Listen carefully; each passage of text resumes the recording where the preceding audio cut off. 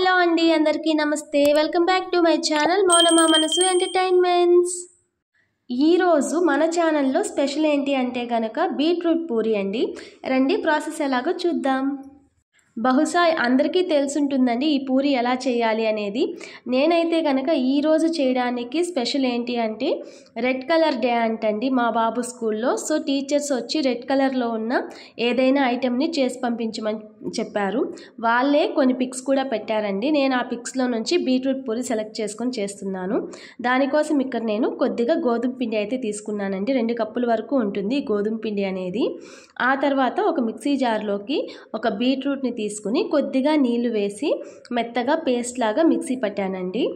ఇలా బీట్రూట్ని మిక్సీ పట్టడం వల్ల ఏంటంటే మనము చపాతీ పిండి కలిపేటప్పుడు అంటే పూరీ పిండి కలిపేటప్పుడు నీళ్ళు అనేటివి ఎక్కువ పట్టవండి. ఈ బీట్రూట్ పేస్ట్తోనే పిండి అనేది మెత్తగా మిక్స్ చేసుకోవచ్చు. ఇప్పుడైతే గోధుమ పిండిలో నేను కొద్దిగా ఉప్పు అలాగే కొంచెం ఆయిల్ వేస్తున్నాను. ఇలా ఉప్పు ఆయిల్ వేసి ఒకసారి మిక్స్ చేసుకుంటున్నానండి.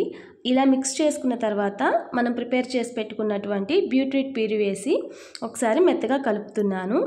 చేత్తోనే ఇలా స్మూత్గా ముద్దలాగా కలుపుకోవాలండి. ఇలా కలుపుకున్న పూరీ పిండిని చిన్న చిన్న ఉండలుగా చేసి పక్కన ఉంచుకుంటున్నాను. ఆ తర్వాత ఒక్కొక్క ఉండని తీసుకుని ఇలా పూరీలాగా ఒత్తుకొని బాగా వేడైన ఆయిల్లో వేసి ఫ్రై చేసుకోవడమేనండి. నేనైతే ఇక్కడ కొద్దిగా ఆయిల్ తక్కువ తీసుకుంటున్నానండి.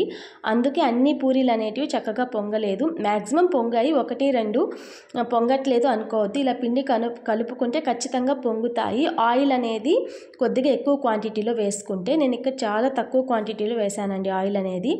అందుకనే మీకు 1 లేక 2 పూరీలు సరిగా పొంగినట్టు అనిపించవు.